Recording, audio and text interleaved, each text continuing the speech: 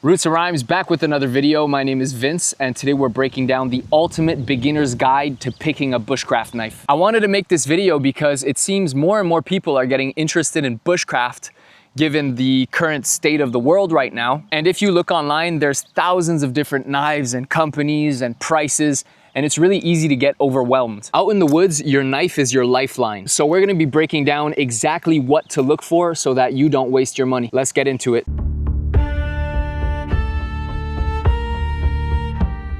Section 1, golden rules. First things first, there's a few non-negotiables when it comes to picking your bushcraft knife. Rule number 1, it must be full tang. That means that the steel of the blade runs through the entire handle. Avoid folding knives entirely. When it comes to heavy woodwork, these will easily break at the pivot point. Let's talk about dimensions. You want a blade length between 4 and 6 inches. Blade thickness around 4 to 6 millimeters. This gives the perfect balance between control, carving, and pure strength for splitting wood. Now, for the design of your blade, look for something that's drop point or spear point. Also, avoid serrated blades at all costs. Serrations are absolutely useless for carving wood. For the spine of your knife, it should be 90 degrees. Why? So you can strike your ferro rod and you can scrape away bark and stuff without dulling your cutting edge. When it comes to comfort and safety, you want to make sure that your handle is nice and comfortable with no hot spots, meaning no sharp plastic edges or weird surfaces that could give your hand blisters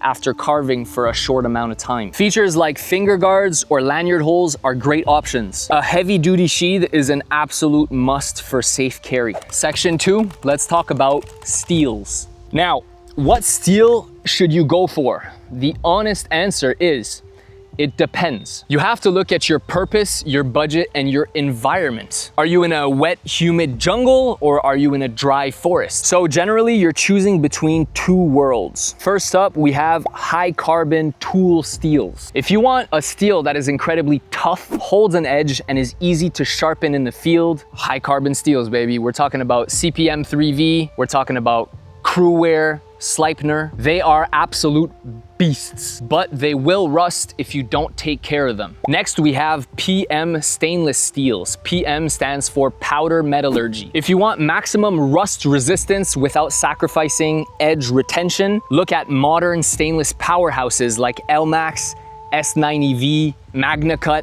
Those are all great options. They tend to cost more, but they are incredibly resilient. Section 3, understanding grinds. Don't overlook the grind because the shape of the edge actually dictates what the knife can do, or at least what it can do best. If your primary goal is woodcraft and carving, Scandi grind.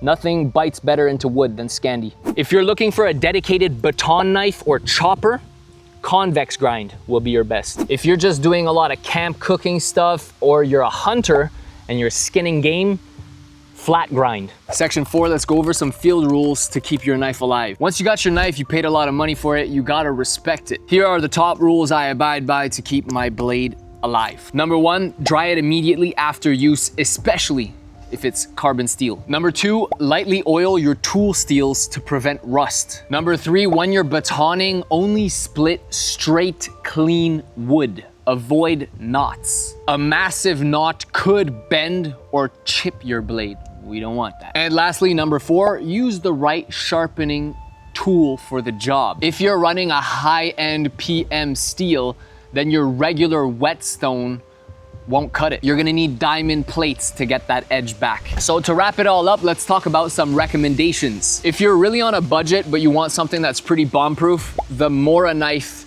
Companion.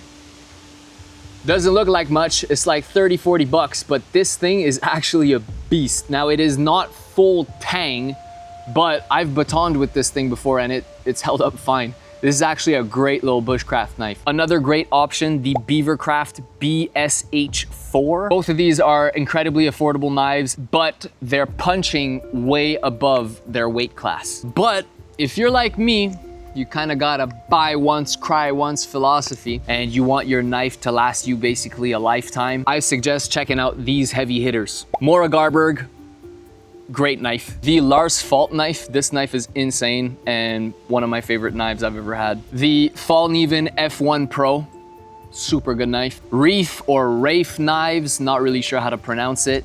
Insane.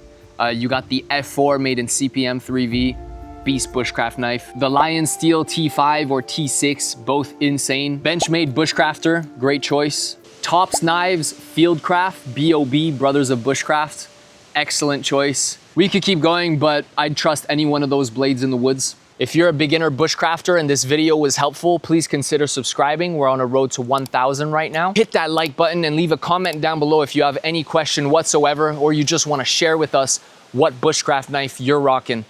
Last but not least, I'll see you in the woods, my friend.